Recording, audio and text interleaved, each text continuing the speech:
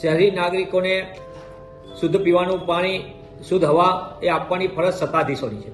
જે રીતે અમદાવાદ જેવા મેગા સિટીની અંદર હવાનું પ્રદૂષણ વધતું જાય, એટલે કે એર ક્વોલિટી ઇન્ડેક્સમાં જોખમકારક પરિસ્થિતિ થાય, તેમ છતાં શાસકોના પેટનું પાણી પણ હલતું નથી. ઉલટાનું એર ક્વોલિટી ઇન્ડેક્સ સુધારવા માટે, એરની ક્વોલિટી સુધારવા માટે જે પગલાં ભરવા જોઈએ એની બદલે એના માપદંડોમાં ચેડા થાય અને પ્રજા સાથે વિશ્વાસઘાત થાય તે રીતનો એક પછી એક પગલાં અમદાવાદ મ્યુનિસિપલ કોર્પોરેશનના શાસકો લઈ રહ્યા છે. એટલે કે જે એક્યુઆઈ માપવા માટેનું સાધન હોય ત્યાં જ આજુબાજુમાં પાણી છાંટવાનું, જેથી કરીને સાચું માપદંડ જાહેર ન થાય. આ પ્રકારના ખેલ કોર્પોરેશનના ભ્રષ્ટ શાસકો કરી રહ્યા છે. ત્યારે મારી આપના માધ્યમથી સીધી માંગ છે કે પ્રજા સાથેનો આ વિશ્વાસઘાત કોઈ પણ સંજોગોમાં ચલાવી ન લેવાય.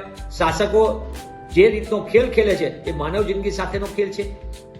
એરની ક્વોલિટી બગડવાના કારણે, પ્રદૂષિત હવાના કારણે અમદાવાદમાં અનેક લોકોને ફેફસાના રોગો થયા છે, શ્વાસોશ્વાસના રોગો થઈ રહ્યા છે અને અનેક લોકો એના કારણે પરેશાનીનો સામનો કરી રહ્યા. ત્યારે આ સમય ટેક્સપેયર નાગરિકોએ જાગી જવાનો છે.